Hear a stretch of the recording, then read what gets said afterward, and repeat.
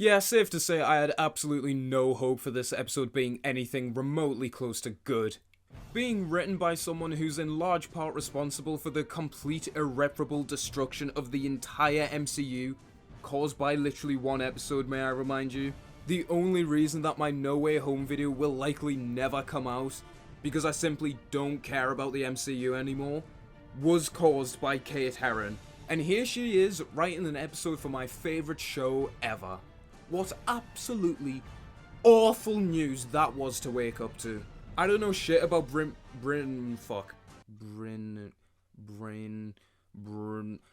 not even gonna try to say it. I don't know shit about the other one's work, but I remember hoping and praying that she'd at least be able to salvage something from this episode. And does she? Honestly, I don't know. This episode is the only one of the series that I've yet to rewatch sober, so I'll basically be going into this episode blind. As while I do remember enjoying this episode when I first watched it after a night out, that also applies to literally every episode of the series so far, so that's not really saying anything. While it is nice at least to have 2 new writers for the show, for the first time in 3 years, oh my god, where is the fresh talent this show needs? I have no idea why Russell chose these two, considering one of them is one of the worst directors I've ever had the misfortune of experiencing at work, and the other has about 5 writing credits to her name, one of which is this episode. So despite not really remembering anything from this story, let's just get this schlock over with, because we're on the final stretch of Series 14. We are so close to finishing this absolute clustered mess of a series, and it means I can go to bed soon. I'm just kidding, I don't sleep. So the schlog starts in England 1813, and right off the bat, I've got to say how much of a dull setting this is for an episode of Doctor Who. Not only is this time period so done to death that it's beyond lame to see it again in current year, but the opening sting for this story just does absolutely nothing to get you intrigued. It's very obvious that the setting is ultimately just window dressing to an empty plot, and the opening is very emblematic of that. It reminds me very much of a dull episode from Series 2, and 10, and 8, and 1, and 7.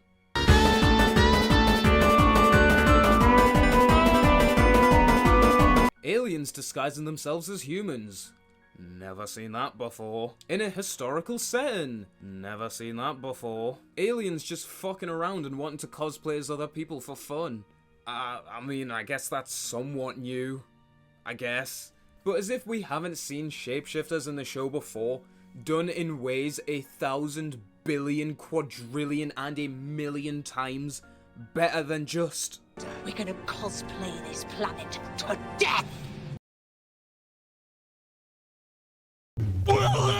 We're off to a great start already. Now I get to be the bad one. This is gonna be bad, isn't it? So the titles roll and we get the best showcase of how this episode will age like cheese on the beach. With Ruby basically being diminished in this episode, going from the Doctor Who companion of all time to just the Doctor Who companion of all time, except she never shuts the fuck up about Bridgerton. And considering that I am basically the same age as Ruby, and all of my mates are around the same age as me, and even having some mates in their 30s or 40s, and I have not heard a single one of them mention this show, even in passing, shows how this story is cooked from the start. Because while this show may be allegedly popular with the YouTube Shorts generation, it's not exactly groundbreaking or innovative stuff. It just looks like the most generic schlock for the sake of schlock to ever brain rot onto Netflix. So this episode's constant insistence on how this is so Bridgerton will make this episode age worse than Bad Wolf, which hasn't even really aged that badly, despite being from nearly 20 years ago, because to this day, despite being cancelled more than 10 years ago, people still know what The Weakest Link was. People still know what Big Brother was. As much as both of them were respectively crap in their own ways, game shows and reality TV, unfortunately, will be more culturally relevant than an apparent, at the time, popular drama. And even ignoring how cringe it is on its own, that the writers for this episode are using this show as a crutch to make the set more interesting, it really comes off as such a "how do you do, fellow kids" level of trying to pander to the younger generation, that it really gives you so much second-hand embarrassment that they thought this was a good idea. That one didn't age quite so well. Also, funny side note, I filmed the video with the tweet man after this, and he told us that his girlfriend does actually watch Bridgerton, and she hated this episode because it was nothing like Bridgerton. So this episode fails in every way you look at it. So we find out that Ruby has plot devices on her ears because writing is hard, before we're introduced to Susie Costello from Torchwood, because the UK has 7 actors apparently, and she yonks Ruby away to go and mingle with people or something, I don't know. And I've also got to add, right off the bat again, that this episode becomes instantly unforgivable for wasting India Ravama in such a boring role. Considering the absolute talent that she is, it was really disappointing to see her reduced to just generic woman from the 1800s, and then just the most generic cringe Doctor Who villain of all time. And it always makes characters feel like characters when they find out that there's people at their own party who they don't know, and they basically don't react to it. The Doctor Who character of all time. So the Doctor very unsubtly uses the Sonic to scan around the room to see this awfully familiar looking dude. Before Ruby gets attacked by the Rizzler. Your Grace, where have you been hiding this absolute delight? With hair like golden strands spun in the rays of the evening sun. So Ruby sees a Susan Twist painting. I just don't care. I mean, like with all of the scenes in the series, this would work well on its own, but knowing the reveal, you just don't care. And Ruby goes to sneak off and watch some drama. Base, to be fair. So the Doctor meets with this character who I refuse to call by name because I don't know what it is. Until we find out. Not a lord. Does not a lord have a name? Jack Harkness. So the Doctor and not Captain Jack go outside with the Doctor seeming instantly infatuated with him. Because that's a totally in-character thing for the Doctor to do. If I hear one mention of the 10th Doctor in the comments, I swear to God, just tell me you don't have media literacy without telling me you don't have any media literacy. So Susie dies. Oh no, I'm so sad. They gave us so much to care about the character. Anyway, last week...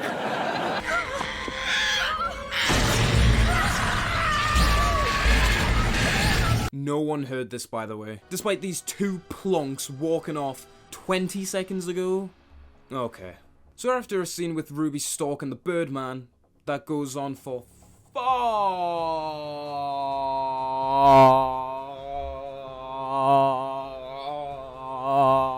too long. A couple caught alone is a scandal. If the man refuses to marry the lady, she will no longer be acceptable to polite society. Literally not a single soul on the entire planet, or in fact, any soul of any living being in the entire galaxy, or in fact, if you break down every living organism to a molecular level and look at them molecule by molecule, atom by atom, there is still not a semblance of anything or anyone who could give a single shit! Oh, this is so Bridgerton. Shut up! Shut up! Shut up! So the Doctor waffles on about nothing for 30 seconds before they find Susie dead, before him and not Jack argue about who killed her.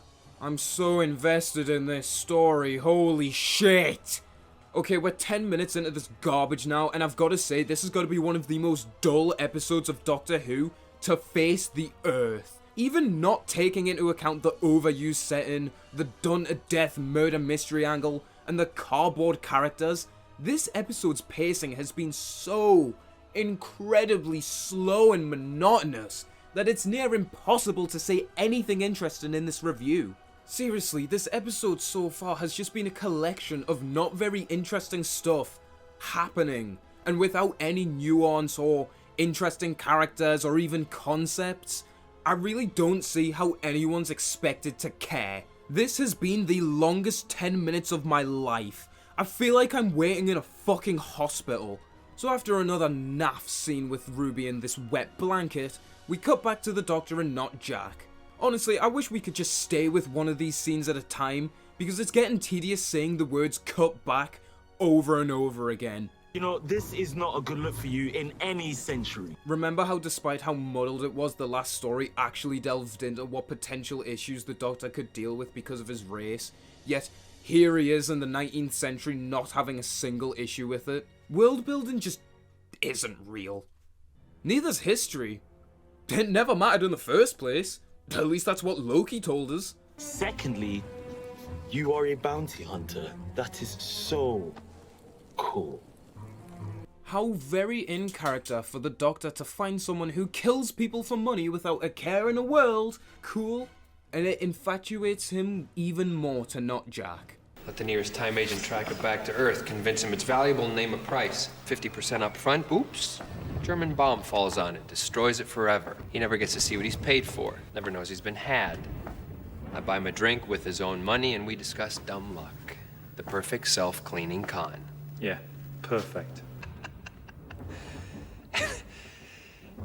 Getting a hint of disapproval. Remember when the 15th Doctor was amazingly written well in his last appearance? I'm starting to miss that so much already. So the Doctor and Jack have a cock-measuring competition about who has the better ship.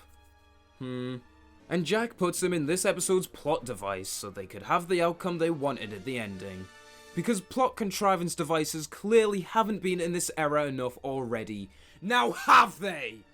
They then have a cock-measuring competition about the sonic screwdriver. I mean, come on, they even make a joke so similar it might as well be the same. Who has a sonic screwdriver? I do! Who looks at a screwdriver and thinks, ooh, this could be a little more sonic? What, you never been bored? Never had a long night? Never had a lot of cabinets to put up? My gadget can do more things than your gadget. You're not scaring me. The ship would have registered that as a dangerous device. Instead, it says... screwdriver. Yes. Which is convenient because I've been wanting some new shelves over there. Oh. American. I have a friend that uses this all the time. And two, you just handed me a piece of paper telling me you're single and you work out. Tricky things, psychic paper. Yeah, can't let your mind wander when you're handing it over. Okay, and I can prove it. This authenticates me as non-shoulder.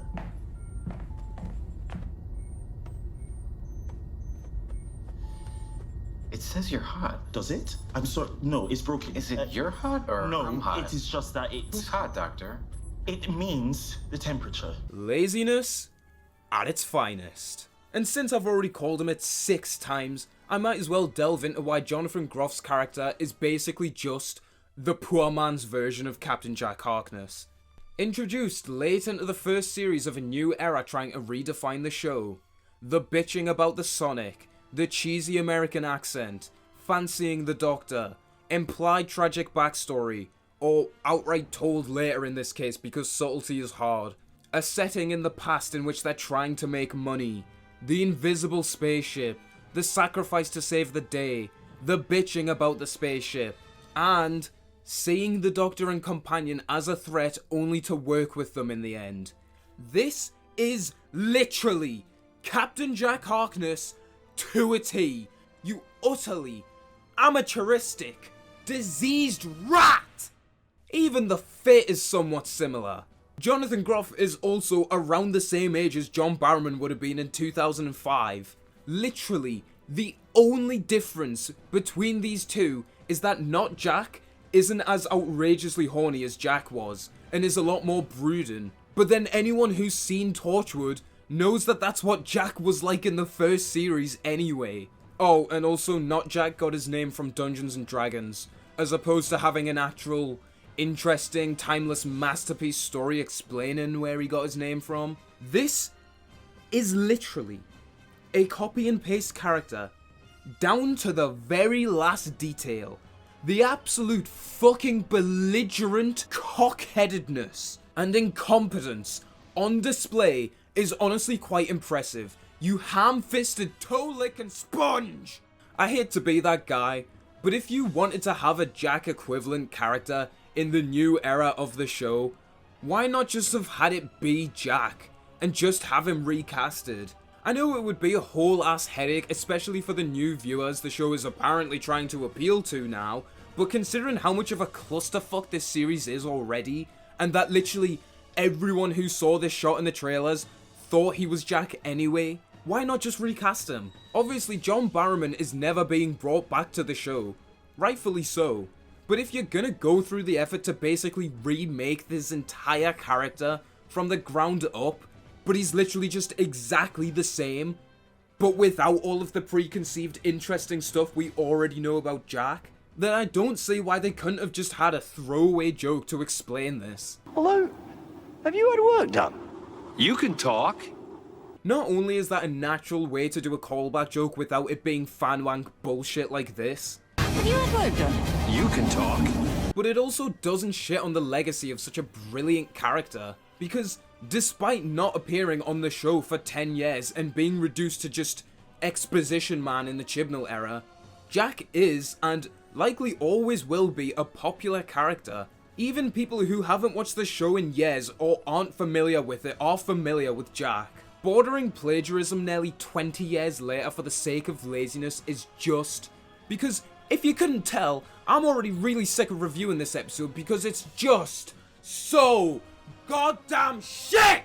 So we get an admittedly funny scene where the Doctor keeps pissing off not Jack by playing Kylie Minogue, which did get a laugh out of us, I can't lie. I'm not gonna question how Kylie Minogue music exists in this universe. And then we get the obligatory I am the Doctor and I am cool moments used to stop not Jack from killing the Doctor. I know this isn't Russell's or the writers of this episode's fault, but this trope is so done to death and fucking lazy, considering how many times Moffat overdid it. It just has no impact anymore.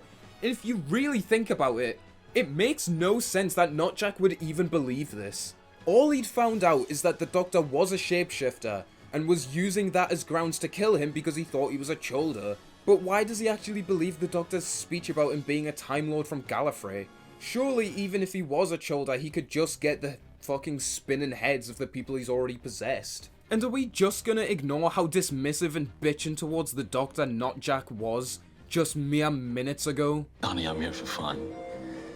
Then go and pursue your fast side pleasures and leave me alone. All chosen by the astronomer Delakai. Great with stars, bad with names. Called one star system Norma. Do you never stop chattering? Character writing is hard.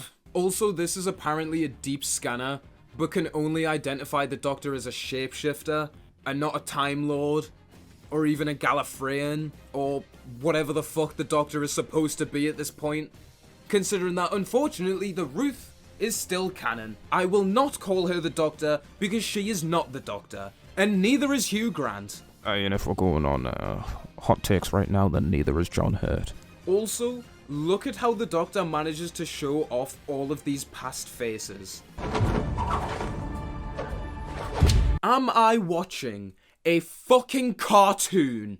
And the absolute cartoon goofy moron logic that the Doctor throwing this off some random buttons suddenly makes the scanner reveal all of his past faces is so insanely laughable and derpy that I don't even know what to say about it.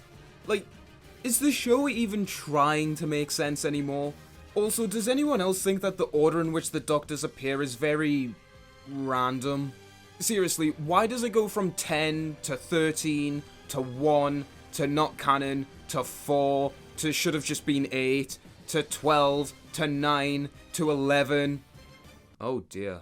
To not canon to 14 to 3 to 6 to 5 to 8 to 2 to 7? Not only do I know as a fact that I'll end up hating myself for writing all of that into edit, but one thing I will give this lazy, done-to-death style over substance bollocks is that at least on the surface level, seeing all of the Doctor's faces in order is pretty cool and makes sense. Why they've decided to just do it all over the place is either brilliant meta-commentary on how much the Doctor's timeline is irreparably fucked, or it's just a shit scene. I'll let you decide. Wow. And it's at this exact moment that Not Jack goes from being, well, not Jack, to just being reduced to fancying the Doctor because we have a conclusion that we need to get to, and writing is hard. So after another irrelevant scene with Ruby in the sweat flannel, Not Jack goes in the TARDIS and we get more ball tickling about the finale as the TARDIS grumbles. Yay! I can't wait to see where all of this subtle and not so subtle build-up goes. I hope it's interesting, and I'm sure it is. You fuck! We then get another very casual character assassination for the 15th Doctor, and the Doctor as a character. Well, whatever the Chulder has done, I can't let you kill it. I also can't let it kill others. So instead, we will transport it to a random, barren dimension, no one to hurt, no way back. Wow, what the fuck? So, instead of being killed off instantly, they'll slowly die a long and painful death, likely suffering for weeks or maybe even months, starving to death before they die anyway. What the fuck is wrong with you, you absolute doorknob?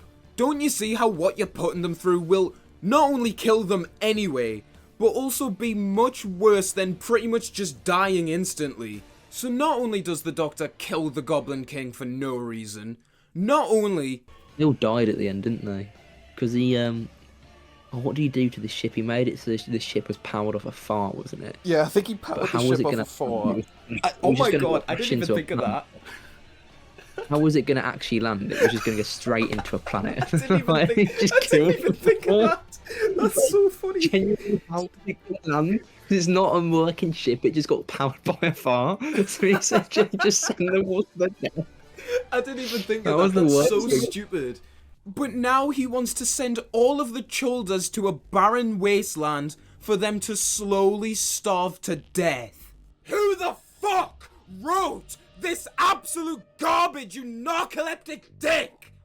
As if this doesn't make the Doctor's supposed edgy turn later in the episode completely nonsensical, you worthless twonk. Remember when I said in my Starbeast review that I hoped the Shadow Proclamation would be reinforced in this era and used to help the world building like it was before? Lol. How is this scene literally an almost exact repeat of that awful scene from Arachnids in the UK, yet the Doctor's morals are still presented in such a stupid way, as if this isn't one of the most openly criticised scenes in Doctor Who in recent memory? And of course, Not Jack doesn't even question this and they just move on to talking about loss. Because character writing is hard. Who did you lose? What? You lost someone. How'd you know that? I live alone. Maybe I can see. But was that always the case? Why do you ask? This is an old asteroid hopper, piloted by two. Not anymore. Stand there. How'd you know that? Oh, I don't know. Maybe because you already told him, you fucking oaf! And I like how Not Jack's motivation for money is just completely dropped from this point on and is never mentioned in a meaningful way ever again. Plot. So Not Jack tells a very vague and not fleshed out story about someone he lost, and it becomes very apparent that Not Jack is now just reduced to a plot device for the Doctor to fall in love with, because the Doctor's lost people before as well. Wow. As if, literally, everyone on the fucking planet hasn't lost someone before as well, you plonk! The conversation then very unnaturally diverts to the Doctor asking Not Jack to travel with him, as they go in for a little smooch, before they're interrupted by the TARDIS making the quietest noise ever.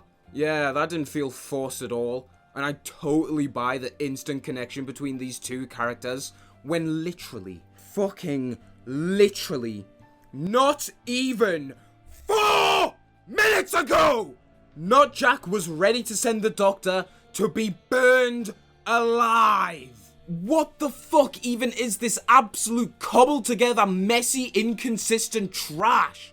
Who wrote this shit? Oh yeah, you. I'm not even surprised anymore, I fucking give up. Don't try to stop me! So the characters converge and it's revealed to us that the Chulders are literally playing a Bridgerton because if this episode wasn't embarrassing enough already, it just had to give me another stomp to the balls. Also, despite knowing what Dungeons and Dragons and Bridgerton are, the Doctor has to explain to not Jack what cosplayers are. You know when things are just so self-explanatory and how stupid they are that you don't even know what to say? Yeah. Anyway, so they start hitting the gritty so they can attract the childers outside, in a scene that might have been more impactful if the episode was more historically accurate. This timeless masterpiece with the real Captain Jack would never. Seriously, remember how much more impactful this was in that story, because they have to spend the entire episode hiding the fact that Jack's gay because of the time period it was set in, because being gay wasn't socially acceptable at the time, which made the scene at the ending where Jack and Jack dance so fucking beautiful and impactful, because we'd seen from the very start that these people of the time were very prejudiced. Yet, here we are, even further in the past, over 100 fucking years in the past, with not only two gay men dancing in front of everyone, but one of them is an ethnic minority. I have a sneaking suspicion that this would cause more controversy than people just gossiping about it. Writing is hard. So they ham it up until not Jack fake proposes to the Doctor, and the Doctor leaves, acting as if this actually impacted him for some reason. Damn, I mean, maybe if I could actually buy the connection between these two, this wouldn't feel so random. But character writing is hard.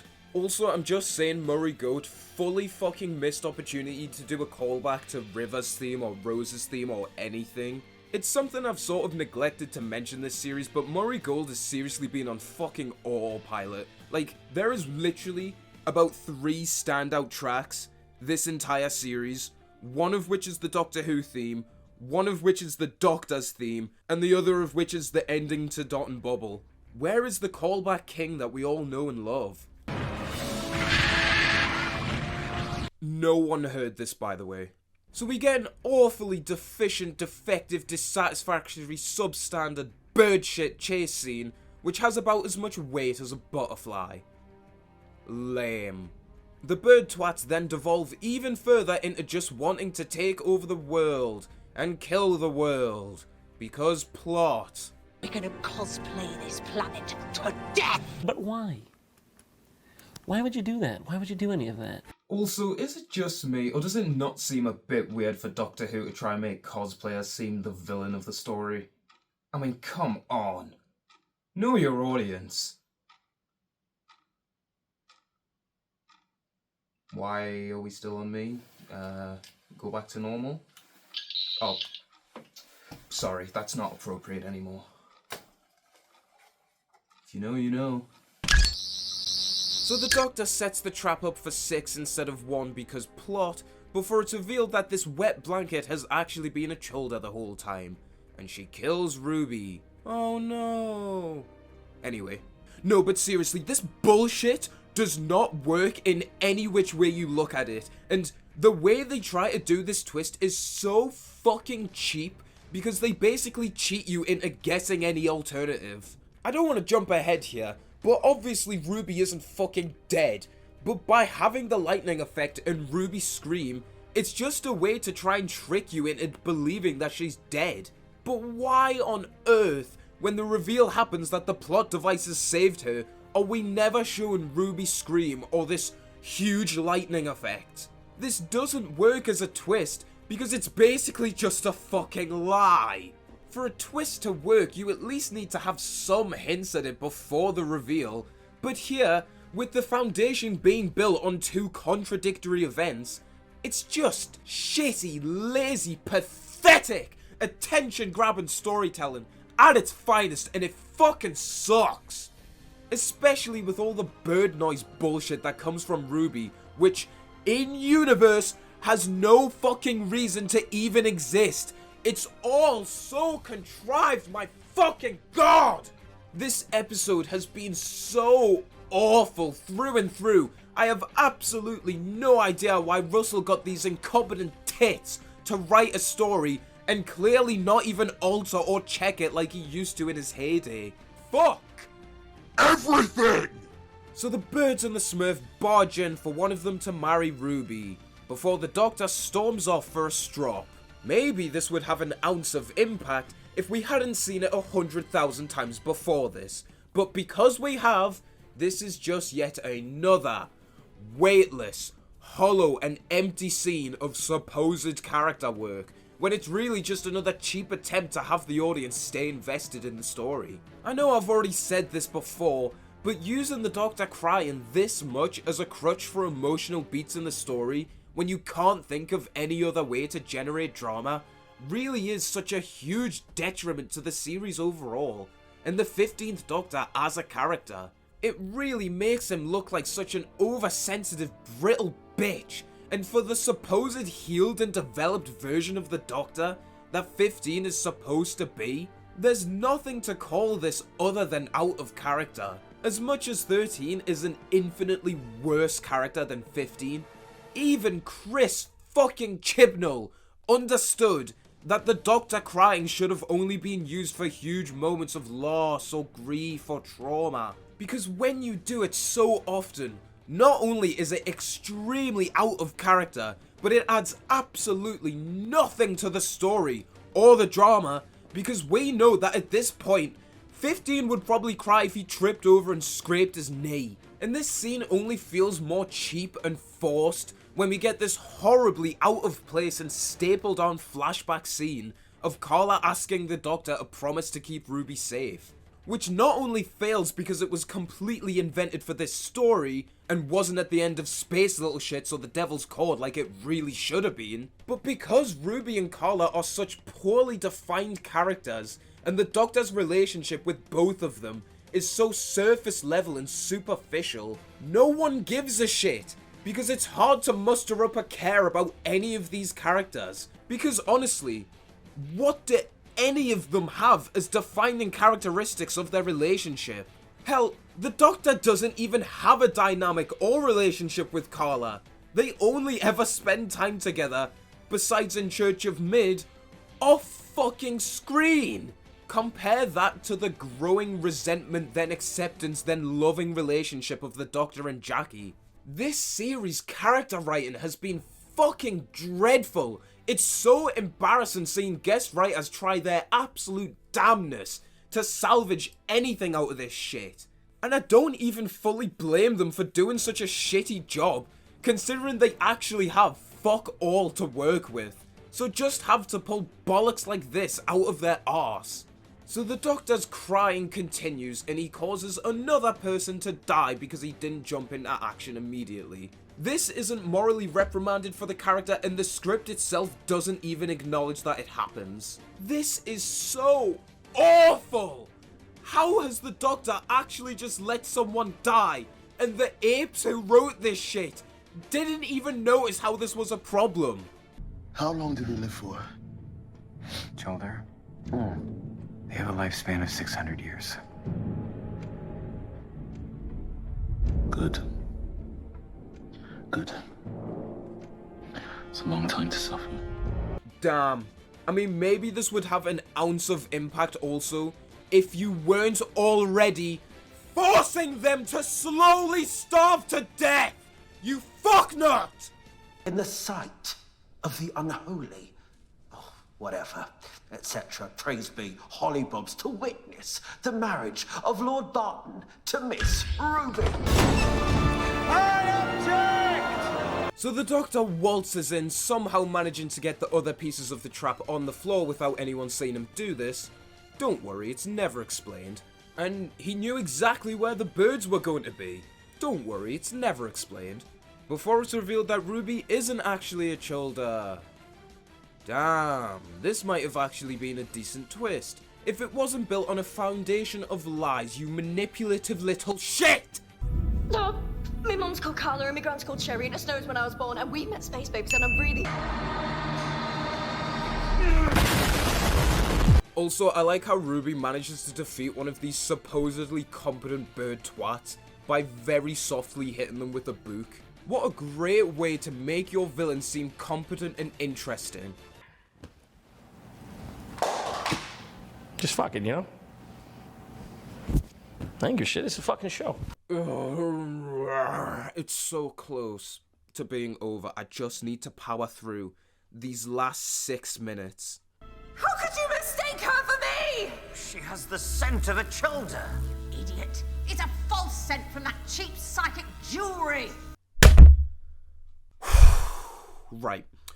So, not only can this jewelry make Ruby dance, not only can it save her life, but it can also give off false scents to trick aliens. What?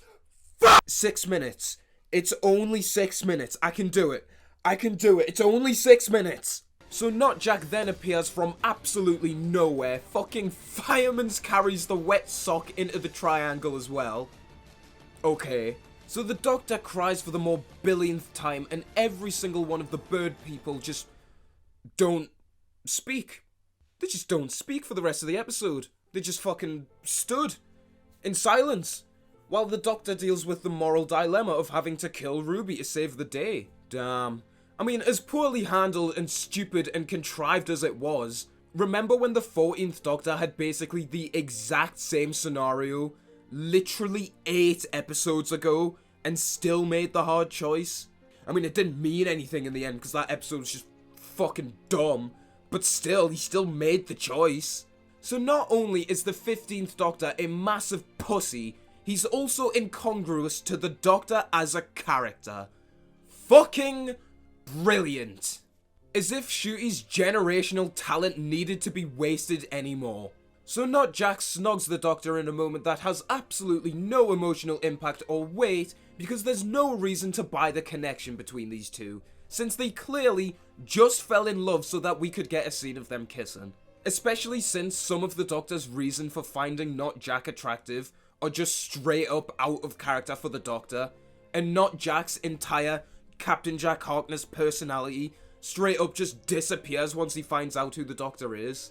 So there's no reason to buy that these two actually love each other. So I just don't care. If you want to see this story be played out and actually done with care and respect, and not just done for cheap claps, then go and watch the timeless, beautiful masterpiece that is Series 1, Episode 12 of Torchwood, titled Captain Jack Harkness, which manages to do all of this and more with a fraction of the budget on BBC 3 on a spin-off show, and also was made in 2006.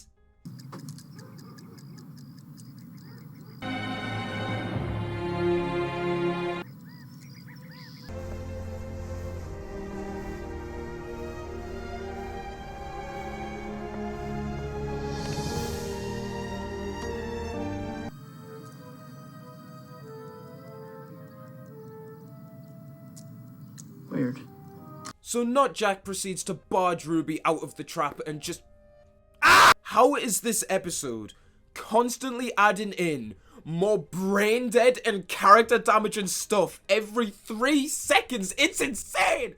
Can you not just let me finish the fucking story? I'm so fucking sick! So if you can just fucking push someone out of this trap this easily, then why didn't Not Jack just spear the shit out of Ruby so they both could have survived this dumbass encounter? There's no reason for his sacrifice here, so it feels even more hollow than the rest of this episode. Here from Goldberg. A spear!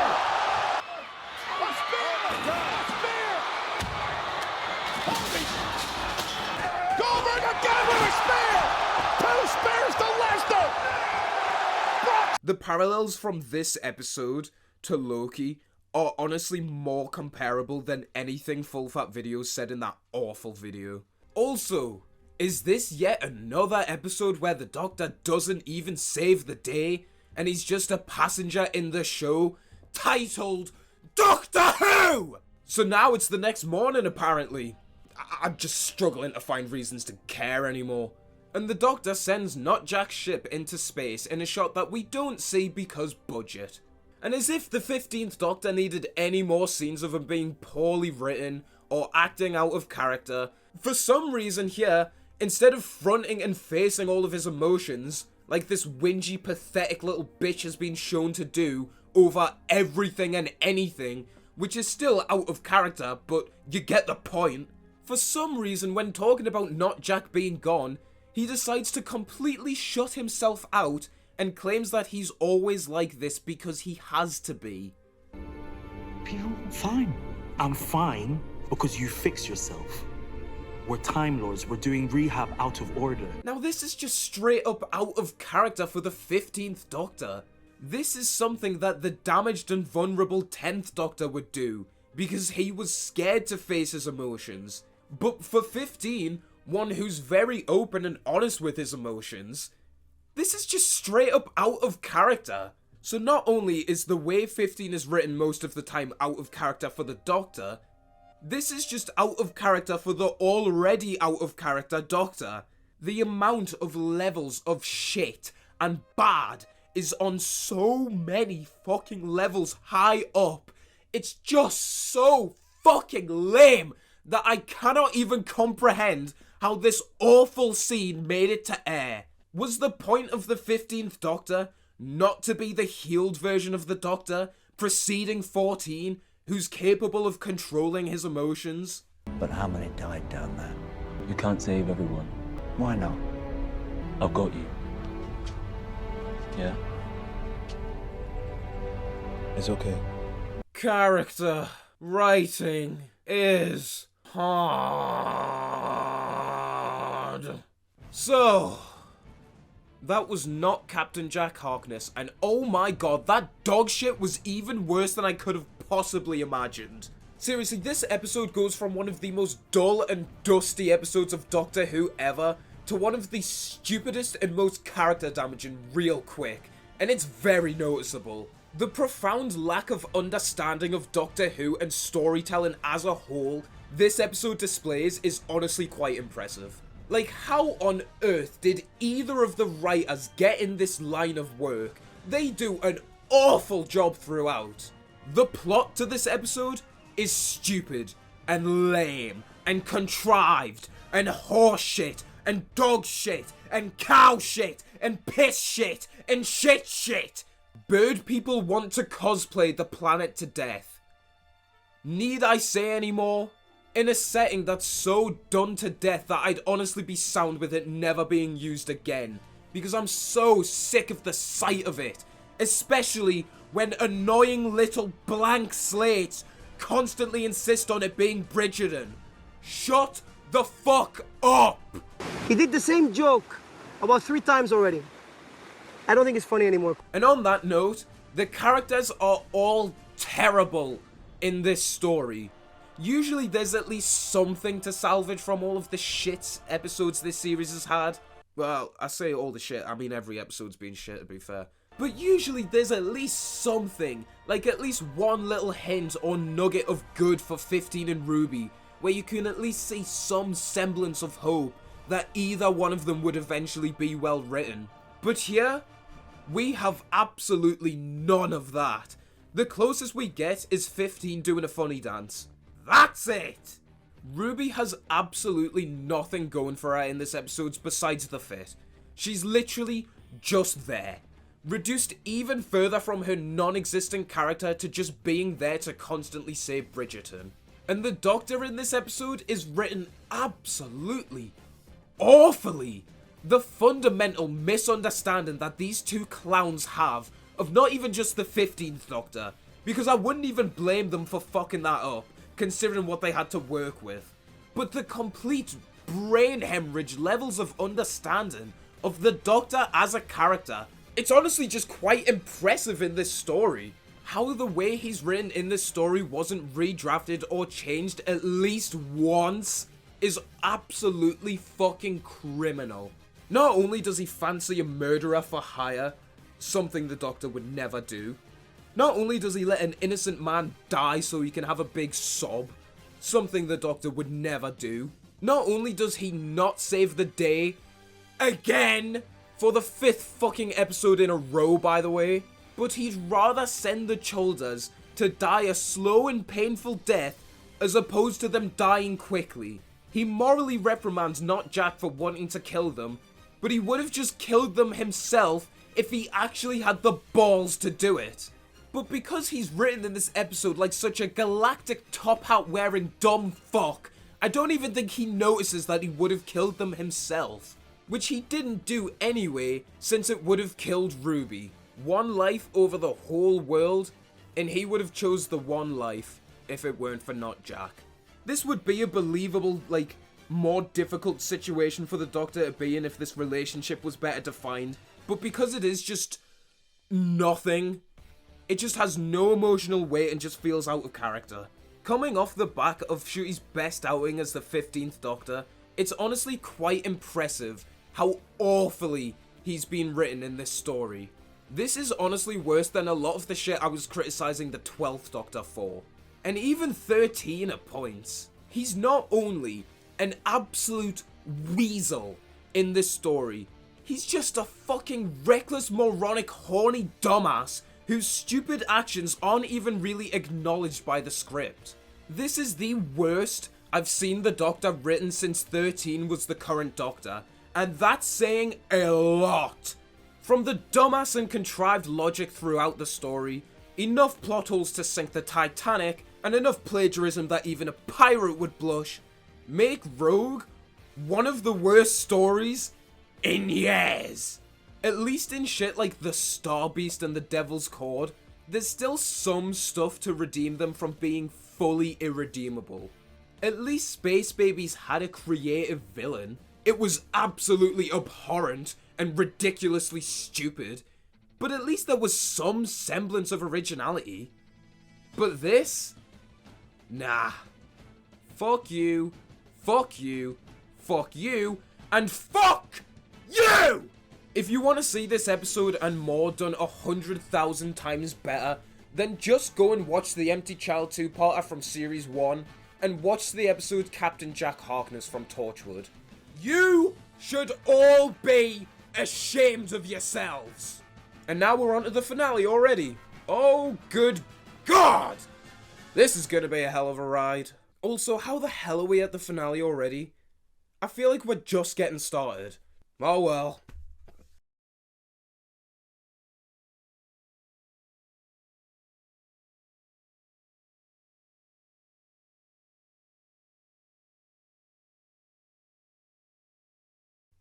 Bridgerton. I'm not. No. Sentencing the. Fuck, that's a hard word to shout. Fuck.